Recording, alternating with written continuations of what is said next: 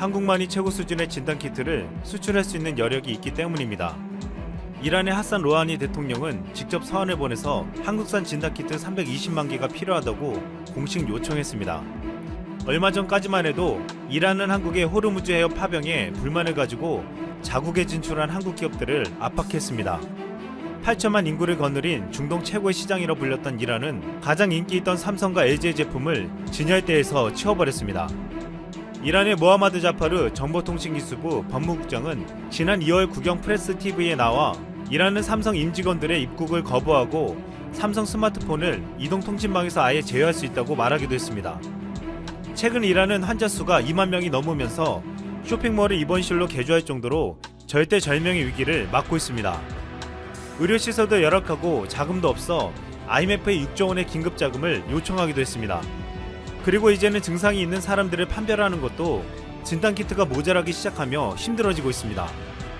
이에 이란은 그동안 불편한 관계에 있던 한국에게 대통령이 나서서 도와달라고 요청한 것입니다. 알리피리 주한 이란 대사관 공사는 이란과 한국의 우호적인 관계가 오래전부터 있었고 한국은 이번 사태를 대처하는 것에 대한 위대한 경험을 가지고 있기 때문이라고 했습니다. 이란은 한때 한국에 날을 세웠지만 이제는 오랜 관계를 말하며 도와달라고 한 것입니다. 베네수엘라의 니콜라스 마두로 정권도 한국의 대응법에 주목했습니다.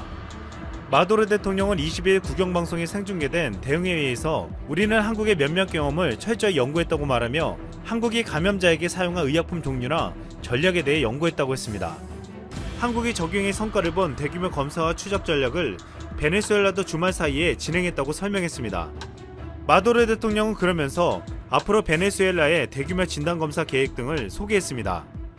한국 정부가 베네수엘라 야권 지도자를 베네수엘라 임시 대통령으로 인정하며 공식적으로는 마두로 정권과 각을 세우고 있음에도 마두로 정권은 한국식 대응을 호평한 것입니다. 또한 베네수엘라 주요 일간지 에루니 베르사유도 이날 위기를 막기 위한 한국의 비결이라는 제목의 기사로 한국의 드라이브스루와 스마트폰 이용 방법 등을 자세히 소개했습니다. 에루니 베르살은 IMF 금융위기 당시 금모으기 운동까지 언급하며 한국 시민들의 협조로 큰 역할을 했다고 강조한 후 어려운 시기에 모든 나라가 따라할 모범이라고 말했습니다. 한 일본인으로부터 시작되어 23일 현재 514명이 판정을 받은 인도네시아에서도 비상이 걸렸습니다. 의료장비가 현재 부족한 인도네시아는 최근 한 국립병원 의료진이 파란색 비닐 우비를 입고 의심 환자를 이송하는 사진이 충격을 주었습니다. 병원 관계자는 우비를 입은 것이 사실이라며 도시 전체의 개인 보호 장비가 10벌밖에 없어 비닐우비 100개를 100만 루피아에 구입했다고 털어놓았습니다. 또한 인도네시아는 지금 진단키트가 부족해서 제대로 대처를 하지 못하고 있습니다. WHO와 미국, 중국 등에서 지원받은 진단키트로 현재까지 1651건의 검사가 진행됐지만 아직도 3000여 명이 검사를 받지 못하고 있고 병상도 부족해 일부 호텔을 격리시설로 개조하고 있습니다. 결국 인도네시아는 방역에 탁월한 능력을 입증한 한국에 SOS를 보냈습니다. 한국을 돈독한 형제국이라 여기며 이번 위기에서 가장 믿을만한 국가로 한국을 지목한 것입니다. 20일 인도네시아 정부는 외교 채널을 통해 한국의 진단키트 20만 개를 구매하고 싶다는 의사를 밝혔습니다. 또한 방호복도 한국에서 원단을 들여와 현지 한인 봉제업체 등을 통해 50만 벌을 제작할 계획인 것으로 알려졌습니다. 인도네시아는 말레이시아, 싱가포르, 브루나이 등 이웃나라와 달리 절차만 강화했을 뿐 한국인 입국을 막지 않았습니다. 지금 인도네시아 현지인들은 한국과 같은 대단한 국가를 친구로 둬서 믿음이 간다고 말하고 있습니다. 한국인의 입국을 막으면서 여론이 약화된 베트남에서도 한국의 진단키트가 필요하다고 말하고 있습니다. 베트남은 자신들도 뛰어난 진단키트를 개발했다며 한국의 손을 내밀 일이 없다고 말했지만 베트남 유생 및 역학 책임을 맡은 전문가는 베트남과 한국 진단키트에는 큰 차이가 있다고 했습니다.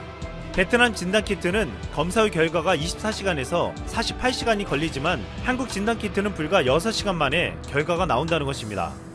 이 때문에 응웅엔 탄농 건강부 차관은 한국 측의 빠른 진단키트와 시험 장비를 이용해 베트남의 검사 결과 시간을 단축하겠다고 말했습니다.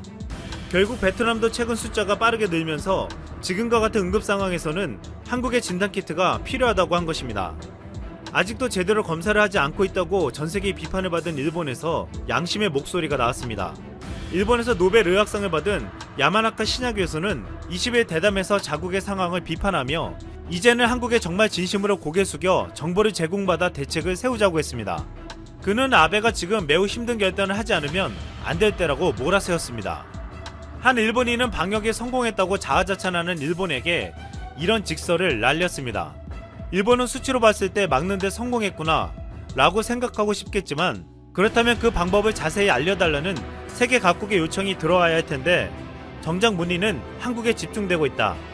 이쯤 되면 아베 정권은 세계로부터 버림받은 게 아닐까. 한때 한국과 불편한 관계에 있거나 심지어 대적했던 나라들도 이번 위기 상황에서 언제 그랬냐는 듯이 한국을 찾고 있습니다. 한국에게 다급히 진단키트를 요청하고 노하우를 전수받겠다고 하고 있으며 한국의 방식대로 위기를 극복하겠다는 계획을 세우고 있습니다. 결국 일본이 생각했던 최악의 시나리오로 상황이 흘러가고 있습니다. 올림픽을 열기 위해서 가장 먼저 시행하는 첫 공식 행사가 바로 성화봉송. 성화봉에는 깊은 의미가 담겨 있죠. 고대 그리스인들은 프로메테우스가 신들의 전유물인 불을 훔쳐서 인간에게 건네주었다 믿었는데요. 고대 올림픽 정신을 지키고 평화의 상징이자 올림픽 개막식 중에서 가장 뜻깊고 의미 있는 행사로 받아들여지고 있습니다. 2020 도쿄올림픽 성화봉송 행사는 그리스에서 시작해 오는 19일까지 스파르타 영화 300의 주인공 제라드 버틀라를 포함해서 글로벌 유명 인사들이 성화봉송 마라톤 랠리를 하다가 오는 20일 전용기를 통해서 일본 미야기현에 있는 항공자위대 마스시마 기지에 도착할 예정이었습니다. 그런데 일본에 충격적인 소식이 전해졌습니다.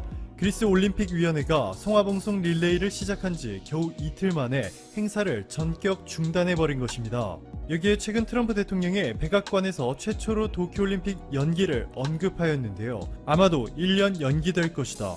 정말 아름다운 건물을 지었기 때문에 아쉽다. 관중이 없는 올림픽보다 더 나은 대안이다. 라 발언해 일본의 아베 총리를 크게 당황시켰습니다. 이렇게 일본이 굴복 외교를 펼치고 있는 미국까지 일본의 편을 들어주지 않자 결국 아베 총리가 직접 입을 열었습니다. 올림픽을 예정대로 열고 싶다. 자, 그런데 아베 총리의 발언을 자세히 보시면 열겠다가 아니라 열고 싶다로 자신감이 많이 떨어져 있는 상태입니다. 최근 트럼프 미국 대통령과 전화 통화를 한 것과 관련해서는 도쿄올림픽의 연기 혹은 취소는 대화의 주제가 아니었다 라며 대답을 회피하는 듯 보였죠.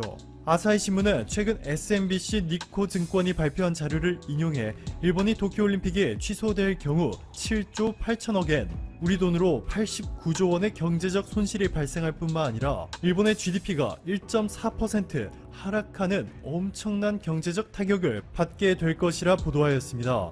자, 그런데 더욱 놀라운 것은 도쿄올림픽이 연기 혹은 취소됨으로써 일본이 받는 타격은 빙산의 일각이라는 것이죠. 현재 일본의 경제에는 역사상 가장 어두운 검은 먹구름이 뒤덮여 있는 상황입니다. NHK의 보도에 따르면 최근 일본의 재무상과 일본은행 그리고 금융청이 한자리에 모여 긴급회의를 열었고 일본의 소상공인과 기업들을 지원하기 위해 대책들을 논의한 것으로 전해졌습니다. 그동안 생각 없이 아베노믹스를 위해 돈을 마구잡이로 풀어댄 일본은 이미 보시는 것처럼 GDP 대비 부채 비율이 238%로 미국의 2배, 중국의 4배, 유럽의 3배, 한국의 7배로 국가 빚이 천문학적으로 늘어났고 일본의 1년 예산인 1000조 원 중에서 무려 230조 원 이상을 일본 정부의 빚을 갚거나 빚에 대한 이자를 내는데 지출되는 암담한 상황에 놓였습니다. 니시무라 야스토시 경제재정상은 기자회견을 통해 일본 정부와 일본은행이 경제에 미치는 강한 위기감을 공유하고 있다며 현재 일본이 얼마나 큰 위기에 빠져 있는지 인정하는 듯한 발언을 하였습니다. 그런데도 이번에 아베 내각은 정치적 목적을 달성하기 위해서였는지 한국과 중국을 스스로 막아버리고 특히 삼성전자와 SK하이닉스, LG 등에 더 이상 반도체 재료를 수출할 수 없는 위기에까지 놓이게 만들었고 결국에는 일본 기업들이 더 이상 버티지 못해 파산이라는 최악의 케이스로 향하였습니다. 아베 시게노부 데이코쿠 데이터베이스 뱅크 애널리스트는 최근 부도를 신청한 곳들은 이미 재정적으로 문제가 있었다며 이번 중국 사태가 이들의 부도 시기를 앞당겼을 뿐 근본적인 원인은 아니라 지적하였습니다.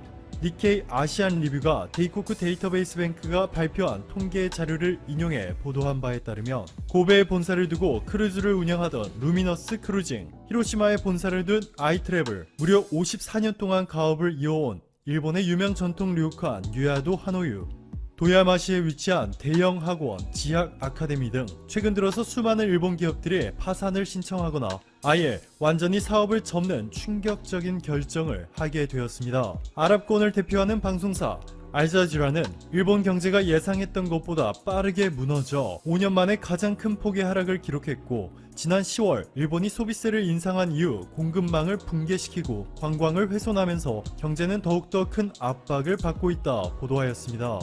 미국의 경제 전문 미디어 CNBC는 노린추킨 연구소의 다케시마 미나미 수석 이코노미스트의 발언을 인용해서 일본 정부는 이미 소비세 인상과 올림픽 이후 경기가 둔화할 것을 대비해 조치를 취했기 때문에 추가적인 조치를 기대할 수 없다며, 일본은행도 할 수 있는 일이 별로 없다. 추가적인 완화 정책은 이익보다는 큰 해를 끼칠 수 있다 라고 경고하였습니다. 이러한 상황 속에서도 일본은 정치적 이익을 취하는 데만 집중하고 싶었는지 일본 외무성 한국 담당 라인을 통해 한국을 막은 것에 대해 일본이 한국 측에 미리 알렸다 전하며 또 한 번 한국에 화살을 떠넘기는 우기기 전략을 구사하였는데요. 한국의 외교부가 이례적으로 일본과 시간대별 협의 내용을 모두 상세하게 공개하며 일본이 사전 통보하지 않았음을 깔끔하게 밝혀냈습니다. 예상 못한 한국의 외교부의 대응에 놀란 일본은 결국 얼마 지나지 않아서 일본 외무성을 통해 일본이 한국 측에 미리 알렸다는 보도는 오보였다 밝힌 것으로 알려졌습니다. 그렇지 않아도 신뢰도가 낮은 일본의 언론이 아직도 정신을 차리지 못하고 얼마나 막 나가고 있는지, 아베 내각에 얼마나 휘둘리고 있는지 다시 한번 증명되었습니다. 오늘도 감사합니다. 최고로 행복한 하루 보내시길 바랄게요.